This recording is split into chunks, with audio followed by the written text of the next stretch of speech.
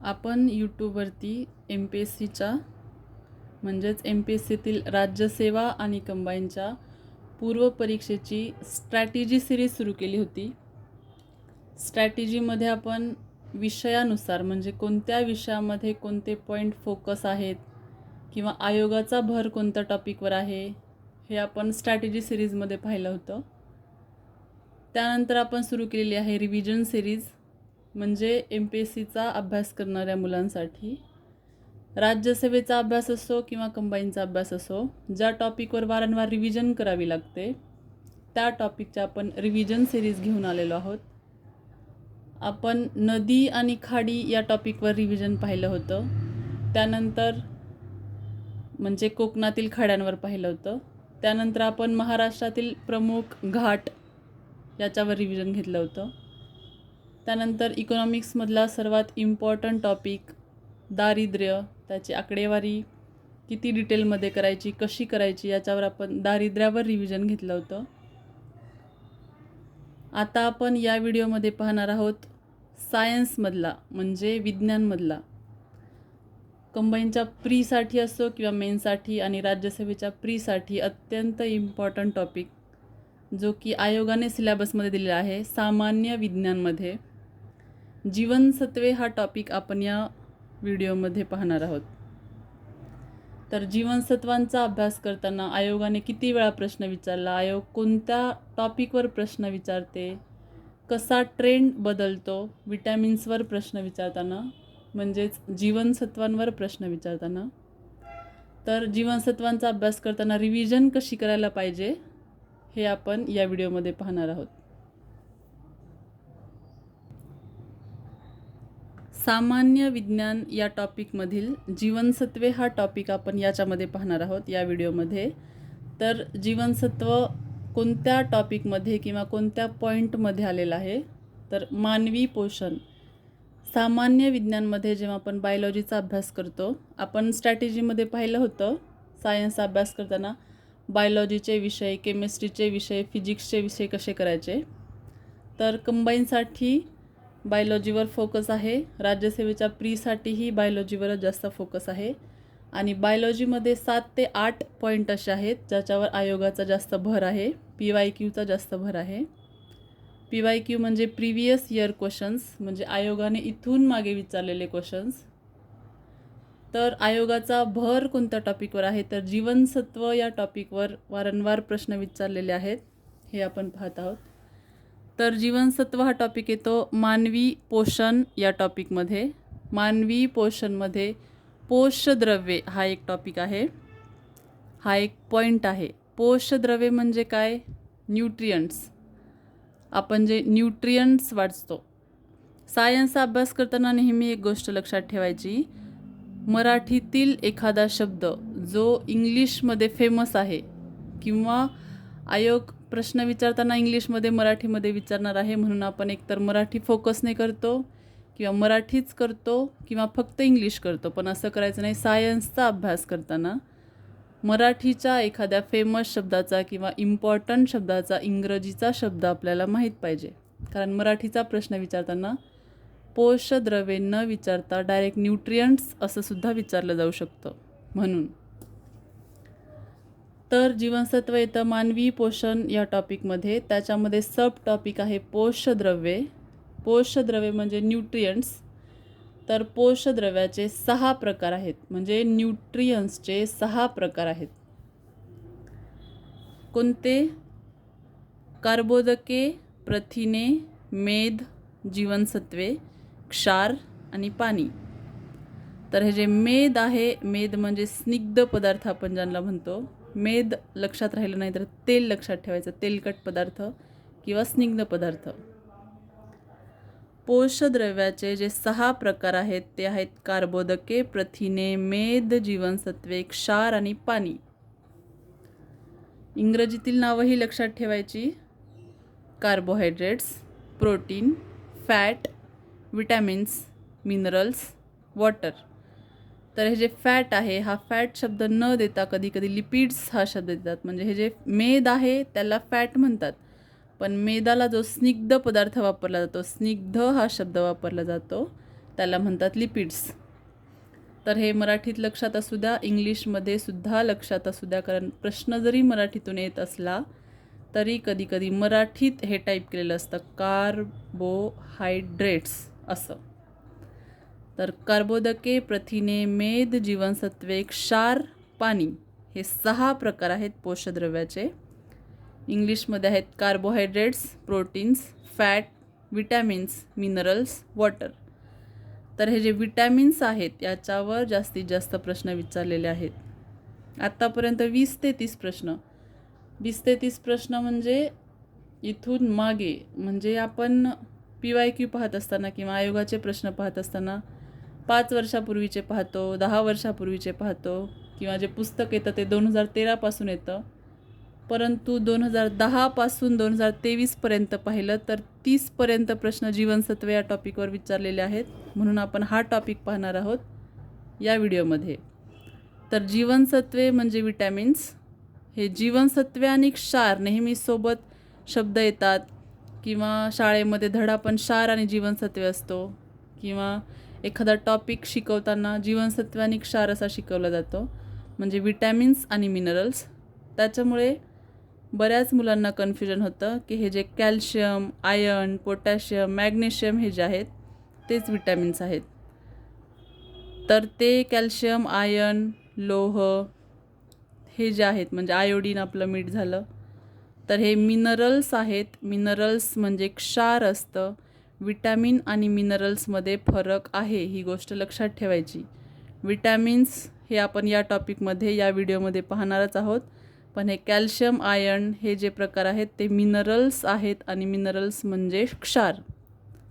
तर आपण या दोघातला फरक पाहूया आधी, म्हणजे विटॅमिन्सचा अभ्यास करायला किंवा रिव्हिजन करायला सोपं जाईल. आपण या व्हिडिओमध्ये जीवनसत्वे पाहणार आहोत, म्हणजे विटॅमिन्स पाहणार आहोत. पण बऱ्याच विद्यार्थ्यांचं शाळेमध्ये कधीकधी सायन्स व्यवस्थित न शिकवल्यामुळे, किंवा मार्गदर्शन व्यवस्थित न भेटल्यामुळे, पुस्तक चांगलं वापरल्या नमुळे, किंवा ह्या सगळ्या गोष्टी जरी झाल्या असतील तरी रिव्हिजन व्यवस्थित न केल्यामुळे जेव्हा calcium, potassium, magnesium, iron, iodine असे शब्द येतात तेव्हा ते विटॅमिन्स आहे असं आपल्याला वाटू शकतं, किंवा वाटतंही काही लोकांना. तर जीवनसत्वे आणि क्षार हे वेगळे आहेत. विटॅमिन्स आणि मिनरल्स हे वेगळे आहेत. म्हणजे जीवनसत्वे म्हणजे विटॅमिन्स असतात. विटॅमिन्स 6 प्रकारचे आहेत. जीवनसत्वे म्हणजे विटॅमिन्स 6 प्रकारचे आहेत. क्षार हा वेगळा टॉपिक आहे. क्षार म्हणजे मिनरल्स असतं.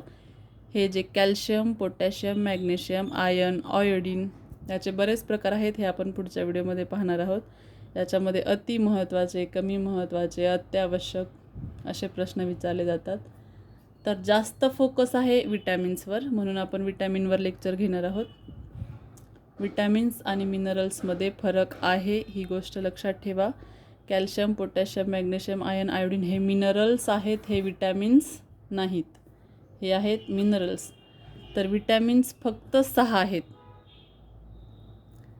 Vitamin A, vitamin B, vitamin C, vitamin D, vitamin E, vitamin K, एवढेच 6 विटॅमिन्स आहेत. बाकी ABCD मधला कोणताही अक्षर उचलून सांगितलं की हे विटॅमिन आहे का, तर कन्फ्यूज व्हायचं नाही. विटॅमिन कसे लक्षात ठेवायचे हे आपण पाहणार आहोत.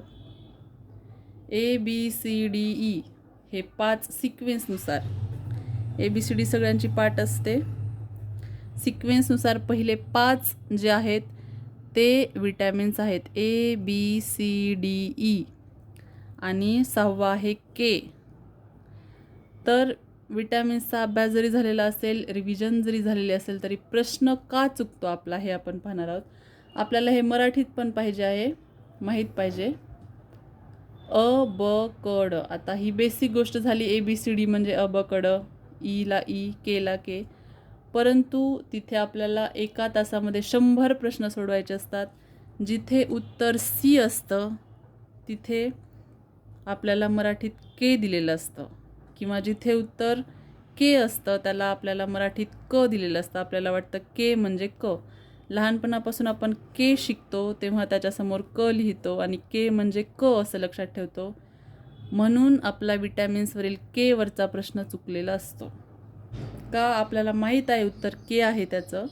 विटॅमिन के हे उत्तर आहे हे माहीत असताना आपण क वर टिक करतो आणि आपला प्रश्न चुकतो, कारण की क हे सी आहे. समजलं? जिथे उत्तर सी आहे त्याचं मराठीत क हे उत्तर टिक करायचं आहे आपल्याला, के वर क टिक करायचं नाही.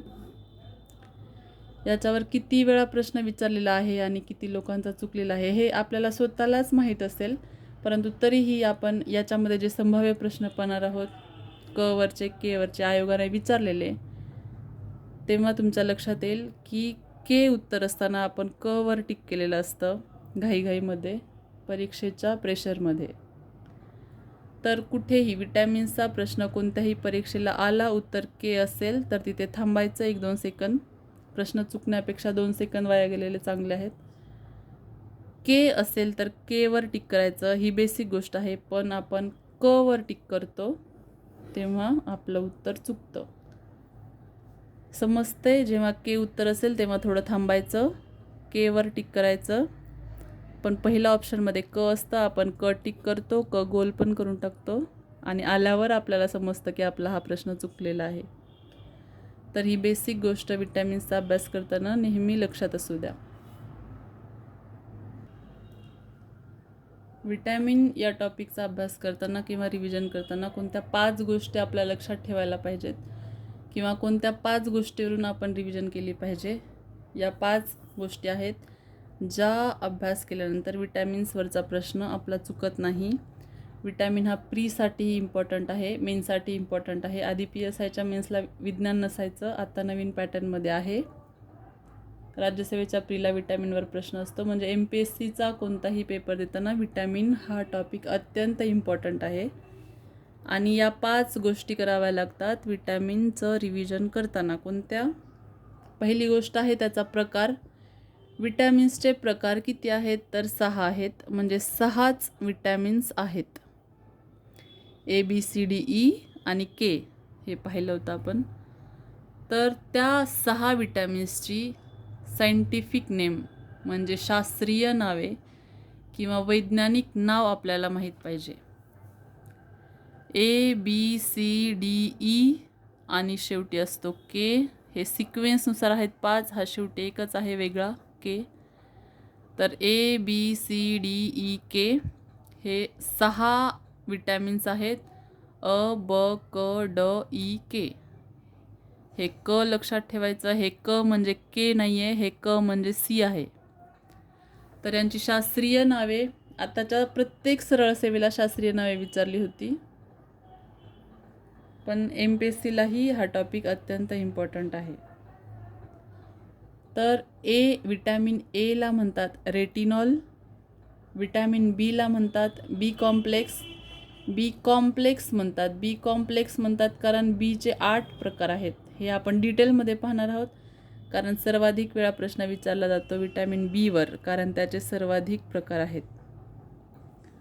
तर विटॅमिन ए म्हणजे रेटिनॉल, विटॅमिन बी म्हणजे बी कॉम्प्लेक्स, विटॅमिन सी म्हणजे ॲस्कॉर्बिक ॲसिड, विटॅमिन डी म्हणजे कॅल्सिफेरॉल, विटॅमिन ई म्हणजे टोकोफेरॉल आणि विटॅमिन के म्हणजे फायलोक्विनोन. हे कॅल्सिफेरॉल कॅल्शियमवरून लक्षात येतं. कॅल्शियम म्हणजे आपण जेव्हा अभाव आणि कार्य पाहणार आहोत तेव्हा हा टॉपिक लक्षात येईल, कॅल्शियम. आता याच्यावर एक प्रश्न कसा येऊन गेला होता, कॅल्सिफेरॉल हे काय आहे? तर कॅल्सीवरून वाटलं कॅल्शियम, कॅल्शियम असतं मिनरल्स म्हणजे क्षार. तर कॅल्सिफेरॉल हे एक मिनरल आहे किंवा क्षार आहे, असं बऱ्याच लोकांचं कन्फ्युजन झालं होतं, तेव्हा बऱ्याच लोकांचा प्रश्न चुकला होता. तर कॅल्सिफेरॉल हे विटॅमिन डीचं सायंटिफिक नाव आहे. पॉईंट क्लिअर होतोय? कॅल्सिफेरॉल म्हणजेच विटॅमिन डी.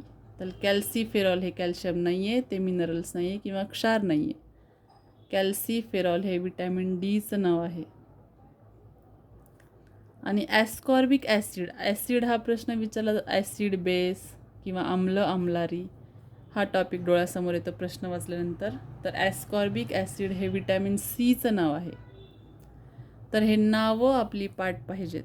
डायरेक्ट जोडा लावायला विचारलं जाऊ शकतं किंवा एकच रिकामी जागा विचारली जाऊ शकते. विटॅमिन ए म्हणजे रेटिनॉल, विटॅमिन बी म्हणजे बी कॉम्प्लेक्स, विटॅमिन सी म्हणजे ॲस्कॉर्बिक ॲसिड, विटॅमिन डी म्हणजे कॅल्सिफेरॉल, विटॅमिन ई म्हणजे टोकोफेरॉल, विटॅमिन के म्हणजे फायलोक्विनोन. हे नावं पाठ होत नसतील तर या व्हिडिओमधला एवढाच टॉपिक बॅक घेऊन स्पीडमध्ये जसा तुम्हाला पाठ करायचा तसा करा, पण हा टॉपिक पाठ करून ठेवा. 6 नावं पाठ करायची आहेत फक्त. तर पहिला झाला विटॅमिन्सचे प्रकार 6, दुसरं झालं त्यांची नावे, तर तिसरं आहे वर्गीकरण.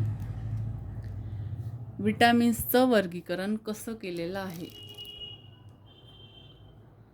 तर वर्गीकरणाचे 2 प्रकार आहेत विटॅमिनच्या: मेदात विरघळणारी विटॅमिन्स आणि पाण्यात विरघळणारी विटॅमिन्स.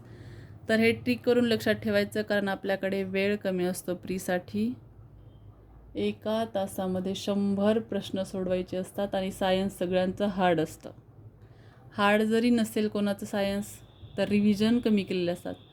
इतिहास, भूगोल, पॉलिटी तर सगळ्यांचं रिव्हिजन चांगलं झालेलंच असतं, पण सायन्सवर पाहिजे तेवढे रिव्हिजन न झाल्यामुळे हा टॉपिक आपला चुकतो. तर हा ट्रिकने कसा लक्षात ठेवायचा? मेदात विरघळणारी 4 आहेत, पाण्यात विरघळणारी 2 आहेत. Basic topic. मेदात विरघळणारी जीवनसत्वे आहेत 4, पाण्यात विरघळणारी आहेत 2. कसे लक्षात ठेवायची? KEDA ही ट्रिक आहे. तर किडा पाण्यात विरघळतो. किडा कोणता? KEDA. किडा पाण्यात विरघळत नाही, किडा मेदात विरघळतो. मेदात विरघळणारी कोणती आहेत? KEDA. किडा मेदात विरघळतो. किडा मेदात विरघळतो. मेदात विरघळणारी कोण आहेत? KEDA. तर पाण्यात विरघळणारी कशी लक्षात ठेवायची? एक शिवी आहे BC म्हणून, तर शिवी सांगणार नाही आहे कोणती आहे, पण ट्रिकसाठी.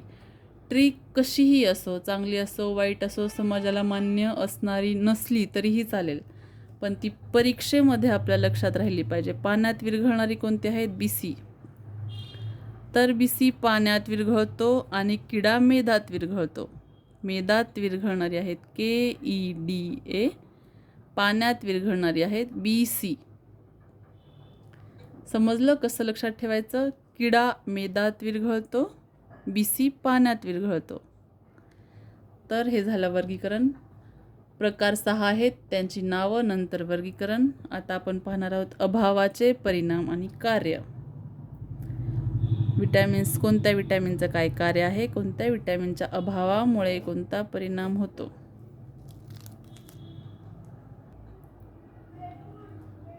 विटॅमिनचे प्रकार आहेत 6: A, B, C, D, E, K. त्यांची नावे: Aचं नाव आहे retinol, B, B complex, C, ascorbic acid, D, calciferol, E, tocopherol, K, phylloquinone. Direct scientific name विचारलं जातं म्हणून ही नावं लक्षात ठेवायची.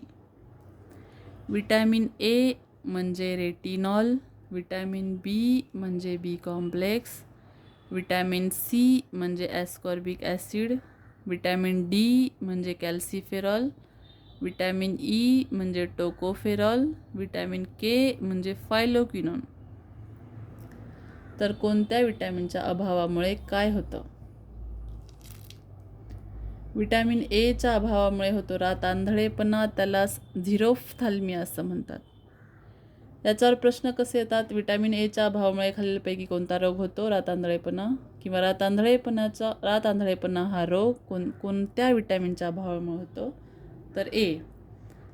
तर असा प्रश्न विचारला जाऊ शकतो किंवा असा प्रश्न विचारला जाऊ शकतो. ए रातआंधळेपणा, त्याला झिरोफ्थॅल्मिया. हे लक्षात नाही ठेवायचं असं जर आपण ठरवलं तर एकदा ऑप्शनमध्ये रातआंधळेपणा नव्हता, डायरेक्ट झिरोफ्थॅल्मिया हा ऑप्शन होता. दोन्ही लक्षात ठेवायचे. एच्या अभावामुळे होतो रातआंधळेपणा, त्याला म्हणतात झिरोफ्थॅल्मिया. बीच्या अभावामुळे होतो बेरी पेलाग्रा. या दोनवर खूप जास्त वेळा प्रश्न विचारलेला आहे, कारण हे कन्फ्युजिंग आहे. हे बेरी होतं B1मुळे, पेलाग्रा होतो B3मुळे.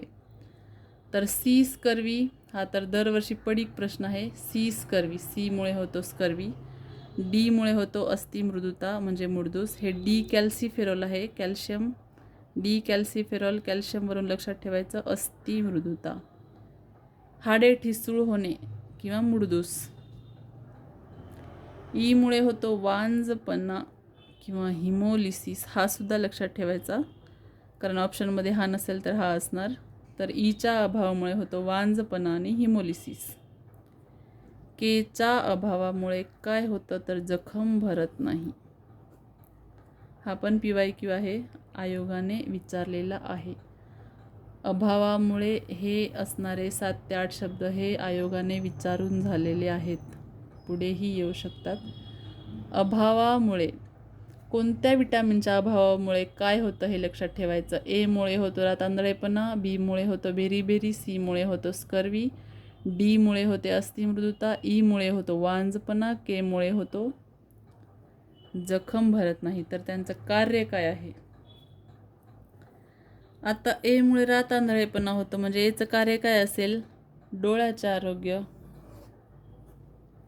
बीमुळे बेरीबेरी होतो. बीचे 8 प्रकार आहेत, ते आपण पुढे पाहणार आहोत. पण B1मुळे बेरीबेरी होतो, B3मुळे पेलाग्रा होतो आणि ॲनिमिया, रक्ताची कमतरता किंवा रक्तक्षय म्हणतात त्याला. तर ॲनिमिया होतो बीच्या अभावामुळे किंवा त्याचं कार्य आहे. त्याच्यामुळे काय होतं, भूक मंदावते. सीमध्ये काय आहे, सीचं काय काम आहे, दात आणि हिरडीचं आरोग्य व्यवस्थित ठेवणे. किडनी स्टोन झालेल्या मुलांना माहीत असेल, त्यांना सांगितलं जातं मोसंबीचा ज्यूस प्या, संत्रीचा ज्यूस प्या, किंवा किडनी स्टोनच्या औषधामुळे लिंबू असतं. कशामुळे, कारण ते सीची कमतरता असते, विटॅमिन सीची कमतरता असते किडनी स्टोन होणाऱ्यांना. तर त्यांचं कार्य असतं दात आणि हिरडीचं आरोग्य चांगलं ठेवणं. डीचं काय कार्य आहे, दात आणि हाडे. डी म्हटलं की अस्थिमृदुता, हाडं आलं, कॅल्सिफेरॉल हाडे आले, हाडांचं आरोग्य लक्षात, हाडांचं आरोग्य चांगलं ठेवणं हे काम आहे डीचं. ईचं काय काम आहे, प्रजनन संस्था, त्याच्यामुळे वांजपणा होऊ शकतो, म्हणून त्याचं कार्य असणार प्रजनन संस्था. केच्या अभावामुळे जखम भरत नाही, म्हणजे केचं काय काम आहे, जखमा भरणे. एकदा पाठ करायचं, व्यवस्थित लिहून घ्यायचं, सारखं सारखं वाचून बघायचं, कॉमन सेन्सवरून लक्षात राहतात. याच्यामुळे रातांधळेपणा होतो, म्हणजे याचं डोळ्याचं आरोग्य राखायचं काम आहे. याच्यामुळे बेरीबेरी होतो, म्हणजे भूक मंदावते. Scurvy, kidney stone. आता डी म्हणजे कॅल्सिफेरॉल आहे, म्हणजे कॅल्शियम आलं, म्हणजे अस्थिमृदुता झाली, म्हणजे त्यांचं काम आहे हाडांचं आरोग्य. ईमुळे वांजपणा होतो, म्हणजे त्याचं काम आहे प्रजनन संस्था व्यवस्थित ठेवणे. केमुळे जखम भरत नाही, म्हणजे त्याचं काम आहे जखमा भरणे. समजते. विटॅमिन 6च आहेत, पण हे जे बी आहे हे अत्यंत इम्पॉर्टंट आहे, सर्वाधिक वेळा विचारला गेलेला आहे. कारण काय विचारतात त्याच्यावर हे आपण पाहूया. विटॅमिन्समध्ये सर्वाधिक प्रकार असलेला आहे बी कॉम्प्लेक्स. बी कॉम्प्लेक्स म्हणजे काय, विटॅमिन बी 6 प्रकार आहेत. जसं विटॅमिनचे 6 प्रकार आहेत, विटॅमिन बी, विटॅमिनचे 6 प्रकार आहेत आणि विटॅमिन बीचे 8 प्रकार आहेत. विटॅमिनचे प्रकार आहेत 6, विटॅमिन बीचे प्रकार आहेत 8. विटॅमिन बीचे 8च प्रकार आहेत. त्याच्यावर प्रश्न येऊन गेलेला आहे.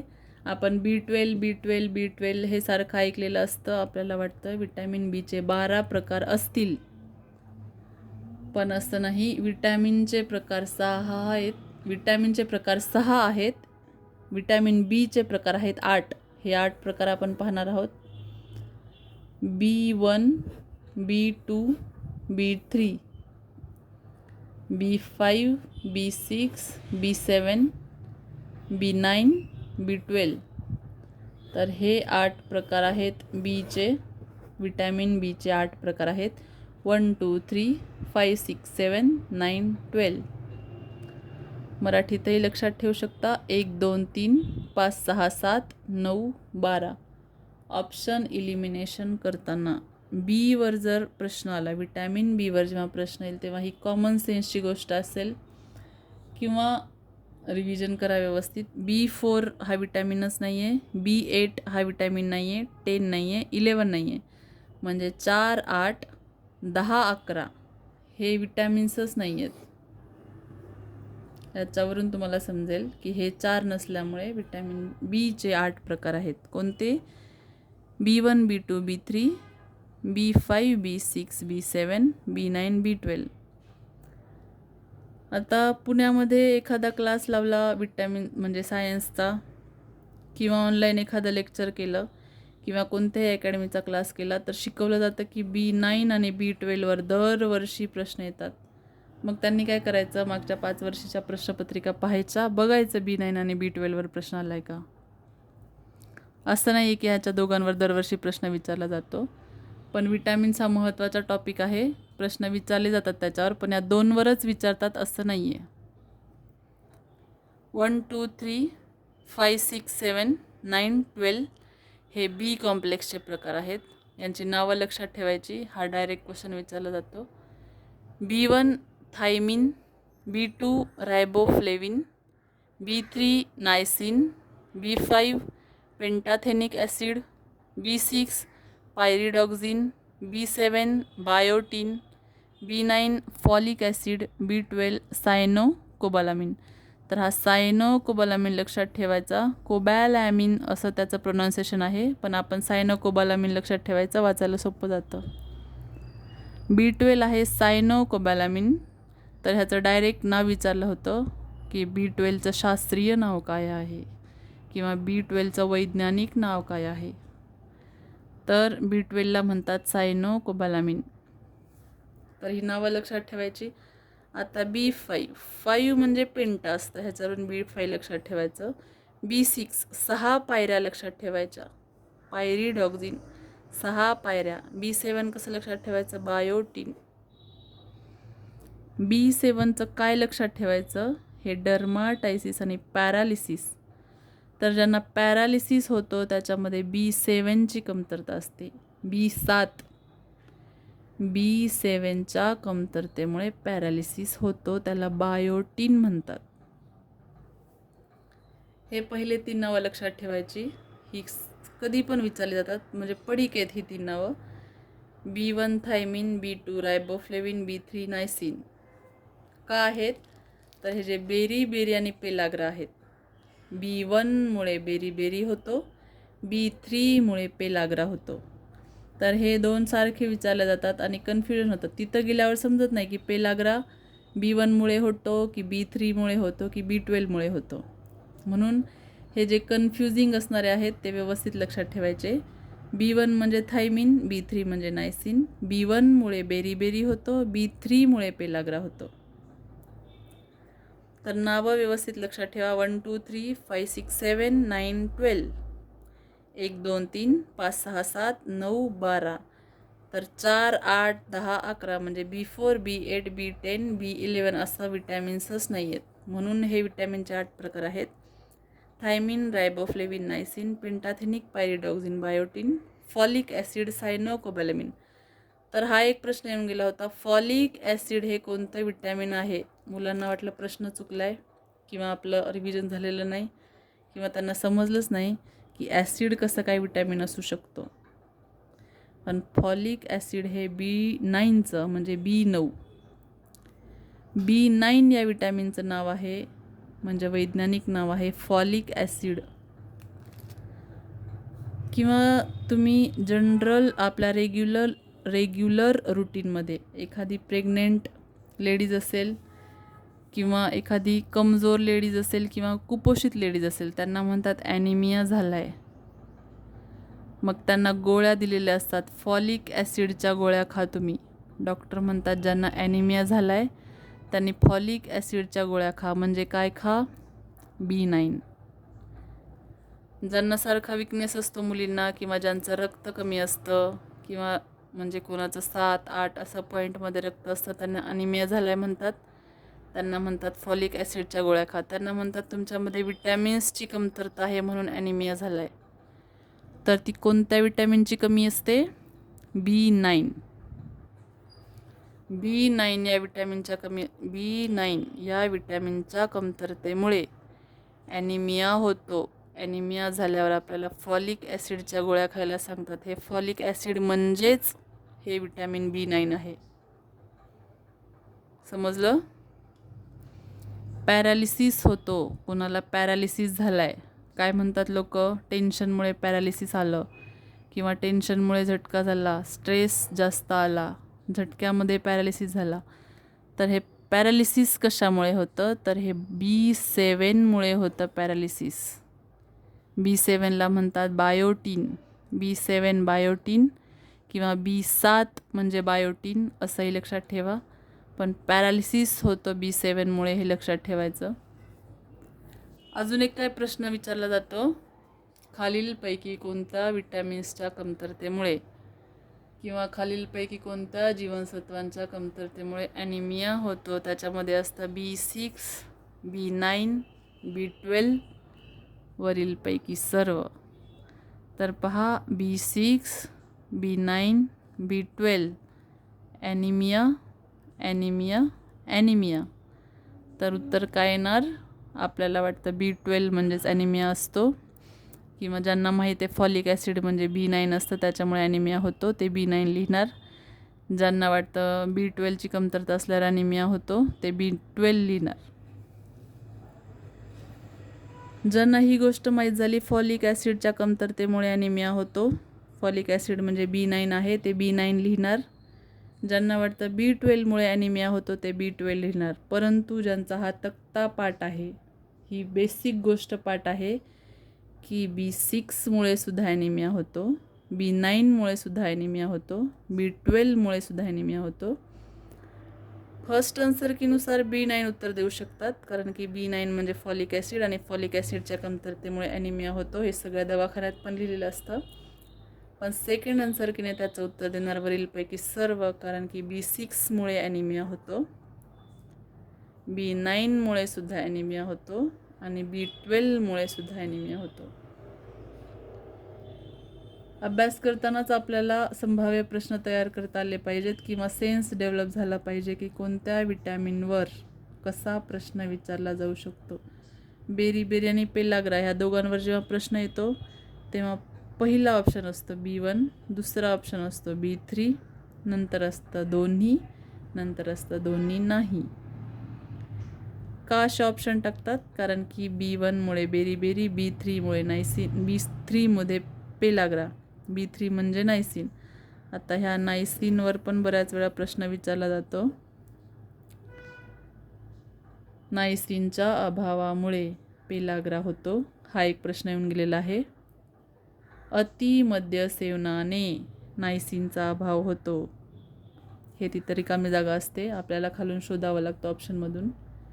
किंवा अतिमद्य सेवनामुळे कोणत्या विटॅमिनची कमतरता होते, तर ते असतं B3. म्हणजे B3 म्हणजे नायसिन, नायसिनमुळे पेलाग्रा होतो. हे एक वाक्य जरी लक्षात ठेवलं, B3 म्हणजे नायसिन आणि नायसिनमुळे पेलाग्रा होतो, आणि हे नायसिन होतं जास्त दारू पिल्यामुळे किंवा अतिमद्य सेवनामुळे. विज्ञानामध्ये असे शब्द वापरले जातात. अतिमद्य सेवनामुळे नायसिनचा अभाव होतो, नायसिनच्या अभावामुळे पेलाग्रा होतो. नायसिन म्हणजेच B3 आहे. अभ्यास करताना असा अभ्यास करायचा. याच्यावरही प्रश्न येऊन गेला आहे, ग्लॉसिटिस, ग्लॉसियाटिस असंही म्हणतात त्याला.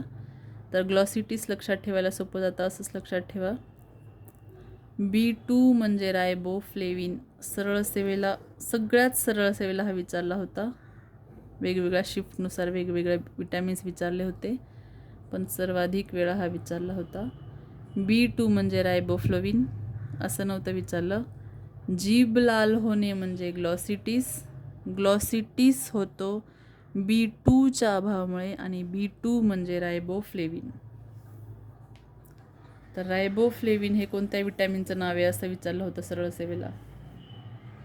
ऑप्शनमध्ये होते B1, B2, B3, B12. तर रायबोफ्लेविन म्हणजे B2, याच्या अभावामुळे होतो ग्लॉसिटिस. ग्लॉसिटिस म्हणजे जीभ लाल होते.